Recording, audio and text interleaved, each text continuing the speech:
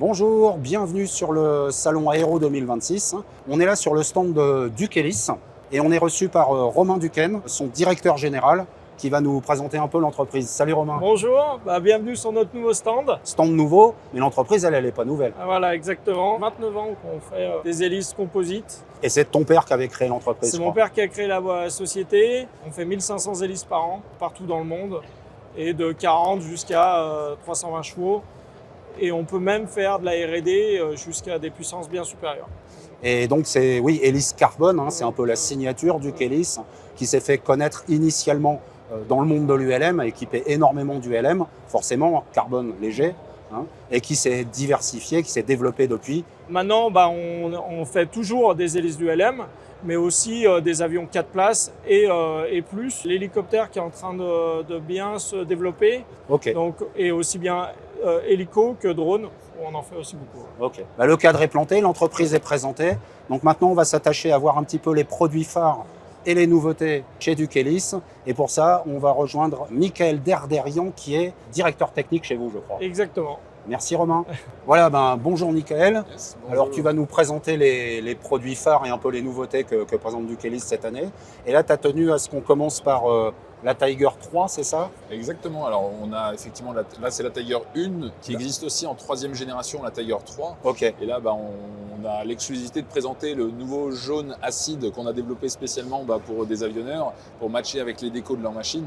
Donc, en fait, la gamme Tiger, c'est une gamme qu'on a développée depuis 3 ans, qu'on a fait évoluer, qui va sur des Rotax 100 chevaux en configuration tripale avec la Tiger 3, justement, ou en version 4 pales avec la Tiger 1, comme elle est présentée ici. Donc, ça sera plutôt pour les moteurs 916. C'est la pale un petit peu qui fait la Tiger. L'origine, l'ADN initial du développement de cette hélice, c'était pour aller sur les turbines aussi, qui ont des propriétés très similaires. Donc je fais référence à la turbine Turbotech, qui ont des propriétés similaires très proches du 915 de chez Rotax, Ouais. et donc du 916. Et donc l'appellation Tiger, c'était pour faire référence aussi à la turbine et justement entre guillemets à l'agressivité de l'hélice par rapport à sa puissance qu'elle transmet. Et donc sa forme est très caractéristique justement de la famille Tiger. Et donc, c'est par cette essence-là, de ce style et cette puissance qu'on a et des performances que l'on obtient, qu'on a développé une nouvelle gamme d'hélices pour un tout autre marché. D'accord, parce que celle-là, donc à partir du 100 chevaux, ça peut déjà se monter sur de l'ULM. Exactement. Et la quadripale, là, ça va jusqu'à quelle puissance? Et ça va donc, principalement, celle-ci, elle est vraiment dédiée au Rotax. Donc, elle va aller jusqu'aux 160 chevaux. Alors, D'accord. même effectivement, elle va au-delà de 160 chevaux parce qu'en utilisant les moteurs Edge Performance, on a des versions en fait qui sont préparées jusqu'à 185 chevaux. Et donc, la Tiger est tout à fait capable d'aller jusqu'à ces puissances. Donc, on équipe des machines ULM, on équipe des machines expérimentales aussi qui vont jusqu'à 4 places. Donc, on est sur des avions 4 places avec une hélice comme ça, sans problème. Et donc, elle a fait des petits. Exactement. Sur le plan technique. Elle a fait des petits, exactement. Alors, Étant un succès technique et commercial, évidemment, que ce soit par ses performances ou son style, on a aussi donc développé maintenant en fait une nouvelle hélice qui est un peu inspirée de ce design. On peut aller voir donc, c'est la allez, on Eagle. suit. C'est dans la lignée de l'origine d'un design d'une Tiger, mais évidemment c'est un design unique et complètement repensé. Là, c'est l'hélice Eagle. Donc effectivement, on a tenu à changer de nom parce que ce n'est pas du tout les mêmes applications. Ce n'est pas conçu pour du Rotax. C'est une application très spécifique pour du paramoteur principalement. Et donc effectivement, c'est de l'hélice haut de gamme pour paramoteur. On ne prétend pas du tout à venir en concurrence de la grosse production ou des prix bas que peuvent pratiquer les Chinois par exemple. Ouais. Il y a des prix très concurrentiels et ce n'est pas du tout l'objectif. Nous, on a cherché à faire un produit très technique, très performant et avec un faible bruit pour un usage donc paramoteur et le plus green. Ok. Il y a un élément clé aussi, c'est que dans le paramoteur émerge un petit peu la motorisation électrique. Et donc du coup, ça c'est une grosse demande du marché de réduire le bruit des hélices parce que quand on a une application, un moteur électrique et que l'hélice fait le bruit, c'est un peu dommage. Et en fait, on est dans le même cas de figure, par exemple avec le Pixel de Air Création. Donc ça, c'est effectivement une hélice qui est aussi compatible pour ce type d'application, des petits pendulaires monoplaces électriques dans un but d'être performant, silencieux et efficient. Parce que qui dit aussi électrique, dit on a besoin d'autonomie, donc plus on a un meilleur rendement, moins on a besoin de batterie, donc on gagne du poids, etc. Donc voilà, c'est la nouvelle gamme pour aller sur les paramoteurs et ensuite d'autres applications tierces. Petite question de néophyte inspirée par la forme de l'hélice. On reconnaît bien la forme en sabre un petit peu de la Tiger. Et là, il y a forme un petit peu particulière là. Exactement, ouais. Ok. En fait, là, on a énormément travaillé le vrillage. Évidemment, la cambrure aussi, hein, on voit, elle est vraiment un peu creusée, donc l'hélice. Et donc, l'ensemble de ces critères sont dans un but d'optimisation de performance aéro. D'accord. Grâce au vrillage important en pied, évidemment, on va chercher des petits points de rendement. C'est pas la zone la plus travaillante, mais quand même, c'est une zone qu'il ne faut pas négliger. Et en fait, ça a un autre intérêt, c'est aussi même pour les moteurs thermiques et même électriques, parce que le refroidissement.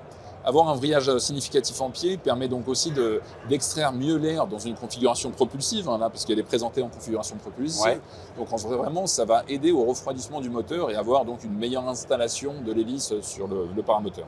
On a un peu dans l'esprit que le savoir issu de l'ULM se transfère vers des machines plus grosses, vers du certifié, etc. Exactement.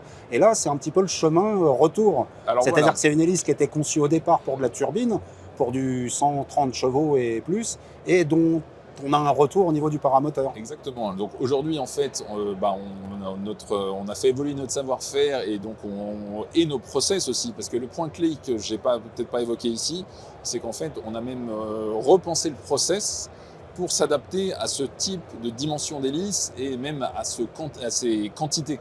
Parce qu'en fait, c'est de la grosse série, entre guillemets, parce que c'est le marché du paramoteur, c'est quand même beaucoup plus de volume en quantité, mais avec des prix quand même qui sont bien inférieurs à comparer d'une hélice d'ULM. Donc du coup, pour être aussi compétitif sur le marché, même si on prétend être un produit haut de gamme, donc on ne va pas chercher non plus à casser les prix, il faudrait quand même avoir un produit placé correct sur le marché. Donc on a aussi repensé le process pour être capable de vendre moins cher. Voilà. Ok. Et donc du coup, c'est un savoir-faire de production, évidemment un savoir-faire de conception aussi aéro. Là, on a la Eagle qui couvre plutôt des applications de petite puissance, mais on a aussi développé donc l'opposé, qui est une nouveauté, qui va aller au contraire sur les plus fortes puissances qu'on équipe, donc avec la Cobra 3, qui va aller sur des moteurs de plus de 300 chevaux. Ah qui est exposé là-bas. Exactement. On va aller la voir. Allons-y. Donc là, c'est une autre dimension. Oui, effectivement. Le moyeu, il y a quelques la pale, années, on avait créé cette nouvelle gamme d'hélices qui est donc la Cobra. Donc là aussi, on est dans l'animalier, avec les symboles de puissance, parce que là, on est sur des applications principalement de moteurs Lycoming, moteurs à prise directe. Donc on a développé un moyeu spécifique qui est directement compatible pour les moteurs Lycoming, avec des épaisseurs et un dimensionnement adaptés.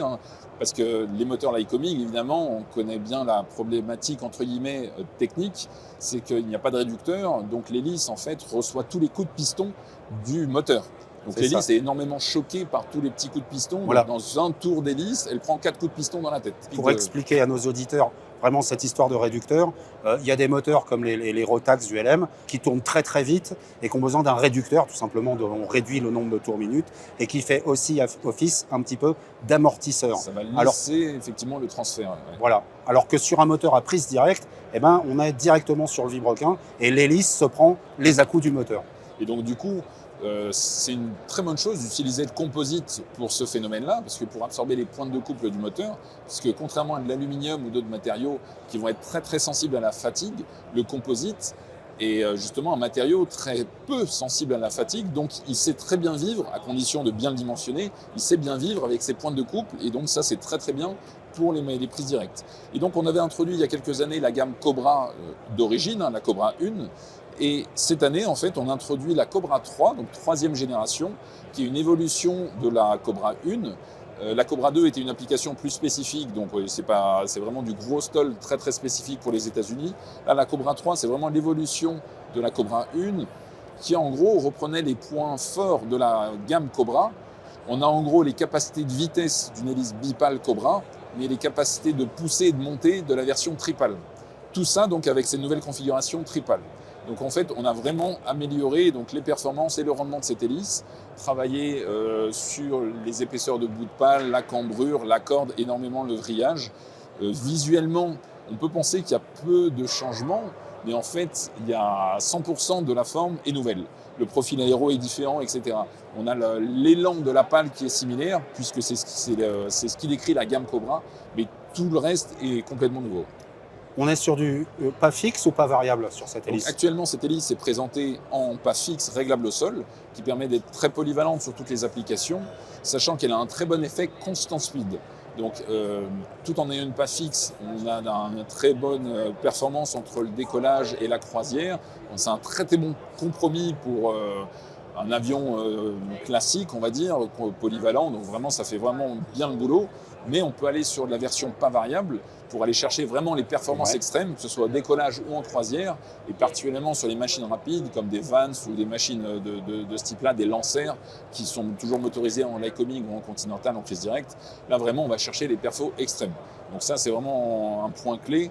Soit dit en passant, nous, en Europe, on a un marché présent donc pour le Lycoming qui va être situé par exemple sur le certifié, et l'expérimental est peu présent en Europe, en tout cas sur ses puissances. Et en fait, le gros du marché, aujourd'hui, c'est aux États-Unis.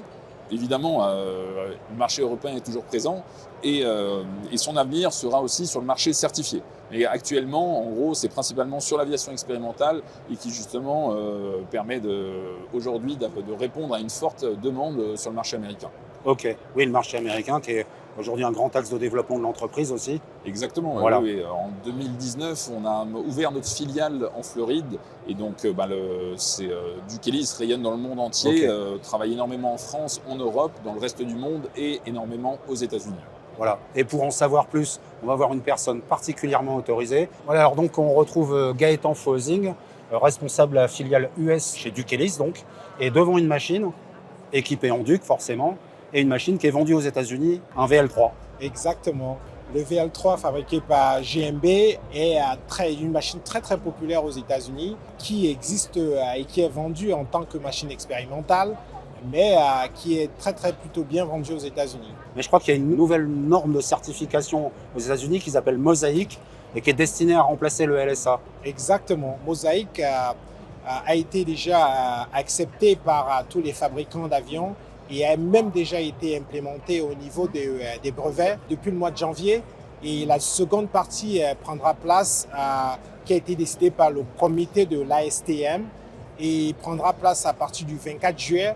Un exemple de changement de Mosaic par rapport à la LSA est le fait qu'il n'y a plus de limitation de poids sur les machines qui seront certifiées en Mosaic. Les passagers avec un brevet de pilotage ULM, l'équivalent du ULM qui s'appelle Sport Pilot aux États-Unis, déjà ont moins d'heures à faire pour se qualifier pour avoir le brevet. Et en plus, ils ont le droit d'avoir un passager et de piloter un avion de 4 places. Ok, oui, donc il y a beaucoup de perspectives là sur le Mosaic, ça devrait connaître un joli succès vraisemblablement. Ouais. Exactement. Et par rapport aux hélices Duc, la possibilité de passer en pas variable. Ah oui, ok, donc le Mosaic, ça va ouvrir pas mal de perspectives, donc ça devrait connaître un joli succès.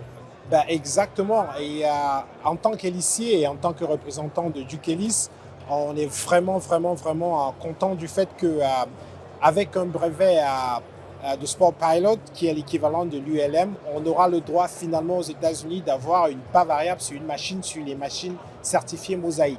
Ah, c'était pas le cas sur la LSA, effectivement. C'était pas le cas. En Okay. LSA, on n'avait que droit à une pas fixe.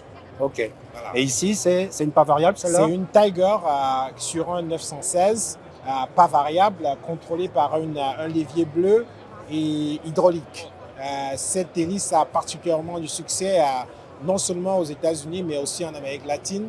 Il y a beaucoup de clients à Eva sur plusieurs machines qui sont totalement dédiés à cette machine, tels que des fabricants brésiliens, tels que Montaer, ou en Afrique du Sud, TAF, le Sling. Il y a énormément de machines qui prennent des Tigers. Okay. Ils sont très contents et très satisfaits des performances. D'accord. Ah oui, je disais responsable de la filiale US, mais c'est au-delà des US, c'est toute l'Amérique du coup. C'est toute l'Amérique du coup. Okay. Voilà. Et c'est un gros marché ça pour Duc? Un énorme marché. Et le marché, non seulement, on a beaucoup de succès sur ce marché, mais le degré de pénétration et de succès qu'on a, les clients sont très satisfaits. Et chaque année, on augmente nos chiffres, on les double pratiquement. Donc, c'est un succès vraiment très important pour la boîte. Ok. Voilà. Et aujourd'hui, si c'est pas un secret, les ventes en Amérique, ça représente quel pourcentage sur les ventes de Duc? Je pense qu'en gros, nous sommes environ à un quart des ventes totales de la boîte. D'accord. Ah oui, Voilà. donc dès aujourd'hui, c'est un marché important. Exactement. Et qui est appelé à se développer encore plus si on t'écoute. Avec énorme de potentiel, car le marché américain, il y a beaucoup d'argent, il y a beaucoup de fabricants, et il y a beaucoup de pilotes et beaucoup de machines. Ok. Alors, avec l'avènement de Mosaic, il y a beaucoup de machines de retrofit, de machines qui sont maintenant en pas fixe, qui auront le droit de passer en pas variable. Et on parlait donc des perspectives de la Tiger, ici une Tiger pas variable aux États-Unis, mais il n'y a pas que celle-là, il y a une autre hélice sur laquelle vous fondez de grands espoirs, je crois, pour le marché américain, c'est la nouvelle Cobra 3. Exactement, la Cobra 3 qui est en fait une continuation de la Cobra 1 et la Cobra 2 qui ont eu un relatif succès, mais la Cobra 3, on a beaucoup d'espoir par rapport parce que c'est une hélice qui a été vachement améliorée sur le plan technique et sur le plan esthétique. Donc il y a beaucoup d'espoir sur le marché de l'aviation générale avec cette hélice. Et singulièrement aux États-Unis, elle est développée pour les moteurs Lycoming, quoi. Exactement. Ok. Voilà. Bon, bah, belle perspective de développement pour l'entreprise. Et on te souhaite du succès en Amérique avec tout ça. Et on parlait de certification Mosaïque aux États-Unis, mais on a aussi d'autres certifications européennes. Et on va aller discuter de tout ça avec Alexis, spécialiste certification chez Dukelis. Alors là, on s'est déplacé sur le stand d'un client de Dukelis, c'est Thomas Aero, qui a monté sur son Viper SD4 qu'on voit derrière nous, une hélice qui, elle, est certifiée. On n'est plus dans le domaine de l'ULM. Et alors, pour parler de la certification, on est avec Alexis Passot, responsable certification chez Duc. Salut Alexis. Bonjour, effectivement. Donc oui, comme on peut le voir ici, donc là on est sur une hélice certifiée, l'hélice Tripal Flash Air. Mais pour redonner un cadre un petit peu sur le côté certification, chez Duc, il y a deux aspects de certification. Un aspect certification, on va dire sur le management de la qualité, où on a notre certificat ISO 9001 depuis 2010. Et également, on est en train de travailler, on a eu les premiers pré-audits pour l'obtention de notre certification EN 9100. Donc là, c'est plus sur la partie management de qualité. Je reviens sur la partie produit et certification aéronautique. Oui, effectivement, on a la certification qui aborde différents volets. On a notre agrément de production permettant du coup, la production des hélices avec Type Certificate depuis 2016. On a notre agrément de maintenance depuis 2022 et notre agrément alternatif au DOA, donc pour le design, depuis 2024. Grâce à ces trois agréments, ça nous permet de couvrir l'ensemble de la chaîne de production, de maintenance et de design d'une hélice. Ces trois agréments-là, donc qui nous permettent d'aller jusqu'à un avion ELA2, donc côté EASA, donc 1 tonne 2. Et maintenant, on est également en train de travailler sur le DOA complet, qui va nous permettre de travailler sur des programmes un peu plus gros. On a des demandes, par exemple, pour Embraer ou sur des programmes de VTOL. On a besoin de notre DOA pour pouvoir certifier, délivrer des rotors de sustentation avec le Type Certificate ou également les hélices propulsives. Donc, sur la partie certification, il y a tous ces aspects. Sur la partie produit, on a à l'heure actuelle deux hélices qui ont été certifiées, donc la 5PAL Flare 2 et la Tripal Flash Air. Et on délivre également d'autres produits qui sont intégrés sous le Type Certificate de l'appareil, comme par exemple une Swell 3 qui pourrait être intégrée sur le Type Certificate de l'appareil. Et d'autres produits également. Pour Schlem, on a produit leurs pales d'hélices rétractables qui sont certifiées sous l'appareil, sous le TC de l'appareil, ou encore derrière où on leur délivre des cônes en carbone pour remplacer les cônes qu'ils avaient en aluminium, sur lesquels ils avaient des problématiques de cric qui apparaissaient. Ok. Et la certification, ça implique quoi comme contrainte et comme travail pour l'entreprise? Donc j'imagine que c'est dans les process de fabrication, il y a de l'administratif, il y a des tests. Assez brièvement, est-ce que tu peux nous décrire le boulot que tu fais, quoi? Eh ben, effectivement, donc on se base sur l'ensemble des réglementations européennes principalement, vu qu'on est lié à côté Europe. Après, on fait des équivalences avec les différentes autorités américaines, chinoises, japonaises, brésiliennes ou autres. Donc on se base sur l'ensemble des réglementations des différentes régions du monde, entre autres pour l'EASA, donc la Certification Specification of Propeller, donc côté hélice. Et du coup, on reprend paragraphe par paragraphe pour justifier l'ensemble des exigences qui peuvent être au niveau de la fatigue, au niveau des essais d'impact oiseau, impact à la foudre.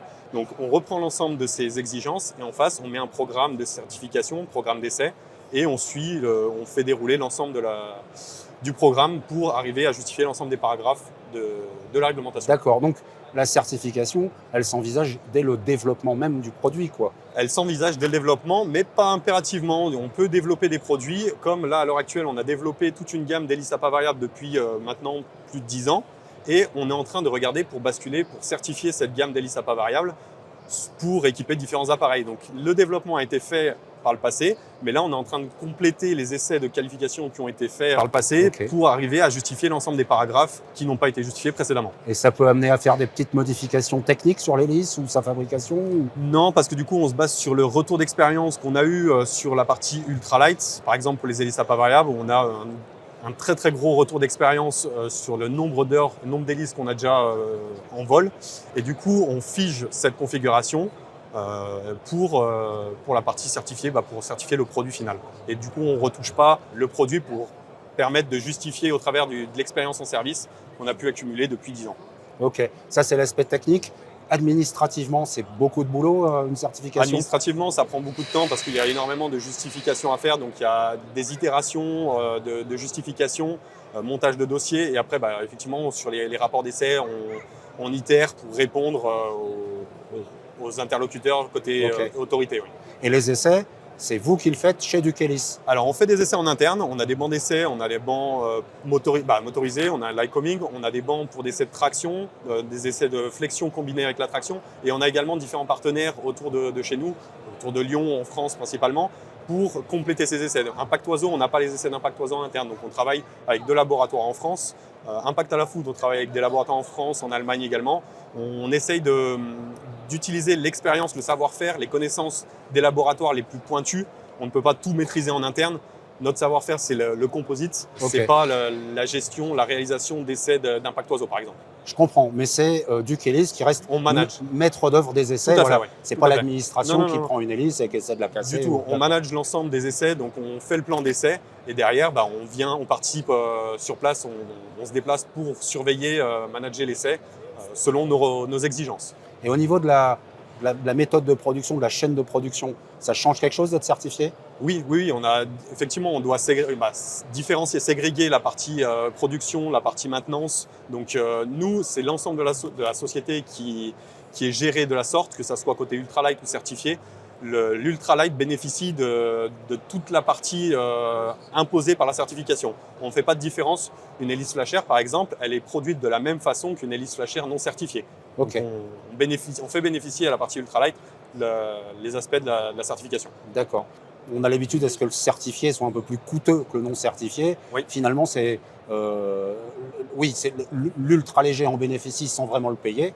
Et la certification, les coûts principaux, c'est l'administratif, c'est les essais, c'est la chaîne. Les fees and charges. Il y a effectivement toute la démarche qui est faite en amont pour obtenir la certification. Ouais. Et après, il faut qu'on maintienne les certificats. Donc, il y a des fees and charges qui tombent chaque année. Ouais. D'accord. Et le certifié aujourd'hui chez Duc, c'est une part importante de la production? C'est pas la part la plus importante, mais ça tend à le devenir de plus en plus parce qu'on travaille sur différents STC, différents type certificates pour les hélices en elles-mêmes, et après STC pour les installer sur les différents appareils. Et on est en train de mettre en place un plan d'attaque un peu plus robuste que par le passé pour arriver à avancer davantage sur l'ensemble des sujets de certification. Ok, on va revenir sur les rotors sur lesquels vous vous développez, les rotors d'hélico. Aujourd'hui, il y a un processus de certification qui est en lien avec ces nouveaux produits ou pas? Alors côté rotor, certification, côté hélicoptère, non, on est sur de l'expérimental, d'ultralight dans un premier temps. Côté rotor, sur des taxis volants, des VTOL, oui, il y a de la certification. Donc entre autres, je parlais d'Embraer tout à l'heure. Oui, effectivement, il va falloir qu'on certifie le rotor en lui-même avant de le livrer avec le HASA Form 1, le certificat libératoire. Oui. Ok, super. Merci Alexis pour toutes ces précisions. Avec plaisir. Et puis pour en savoir plus sur les rotors, on va retourner avec le directeur technique, Michael, pour revenir sur les produits de Duc-Hélice, parce qu'on a beaucoup parlé des hélices d'avion, du LM et d'avion, mais chez Duc-Hélice, on ne fait pas que ça. Exactement. Et évidemment, l'essence de Duc-Hélice, c'était les hélices, par le nom de la marque, on le voit bien. Et donc, en fait, on a 4 secteurs d'activité principaux qui sont bien sûr le dominant, c'est les hélices d'avion. On s'est beaucoup développé dans les rotors. Donc les rotors d'hélicoptères, donc les pales d'hélicoptères, typiquement sur les R22 qui sont reconvertis en expérimental ou en ULM, on équipe donc beaucoup, et aussi les projets de VTOL. Donc là, pendant justement l'interview, vous avez peut-être la chance de pouvoir voir la vidéo qu'on a récemment tournée avec 2 R22 et un CH77 avec nos pales en composite pour ces hélicoptères.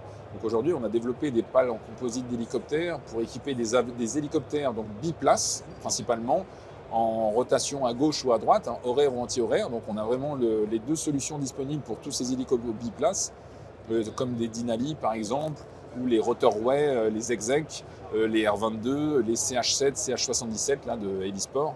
Donc vraiment tous ces types d'hélicoptères. C'est une problématique très différente, la pale d'hélicoptère, Alors, par exactement. rapport à l'hélice d'avion. En fait, pour les pales d'hélicoptères et des pales de roteurs d'hélicoptères, évidemment, on est venu avec notre bagage technique au niveau de la fabrication, mais en termes de structure, de conception, de forme, c'est complètement différent. Au lieu de parler d'une hélice qui va tracter un avion qui plane par lui-même, Ouais. là, sur un hélicoptère, on parle d'une voilure tournante. Donc, en fait, c'est l'aile qu'on fabrique, c'est une aile tournante, et donc la structure et le comportement des pales n'a absolument rien à voir avec une pale conventionnelle d'hélice. Donc, il y a une complexité et même une sollicitation mécanique. Les charges, les efforts qui sont au travers d'une pale d'hélicoptère sont à chaque tour de rotor. Il y a un changement de pas au niveau du rotor, un changement de charge au niveau du rotor. Donc l'ensemble de la structure et du développement a été orienté pour répondre à ce besoin qui est très spécifique à l'hélicoptère. Ok. Sur les hélicos, il y en a déjà qui volent, et même Exactement. commercialement, ça a une existence, l'offre. Tout à fait. Alors aujourd'hui, principalement, on va travailler avec des gens qui vont modifier leur hélicoptère, donc plutôt au cas par cas.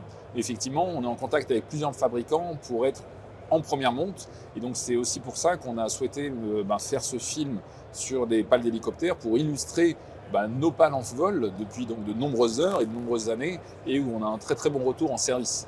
Donc on est en collaboration avec Denali depuis plusieurs années. On est en échange avec d'autres fabricants qui sont en train de, on l'espère, vont se mettre en place pour une installation série sur ces machines. Ok.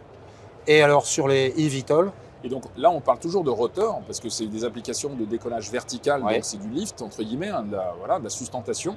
Mais en fait, on a donc une complexité spécifique pour les hélicos, mais on a un autre niveau de complexité pour les eVTOL, les VTOL. Pourquoi ? Parce qu'en fait, là, pour un souci de simplicité, on va faire des rotors qui ressemblent à des hélices, entre guillemets, donc avec un moyeu fixe, des choses les plus légères possibles, donc tout sera rigide, on évite d'avoir de la mécanique comme sur les pales de rotor. Ouais.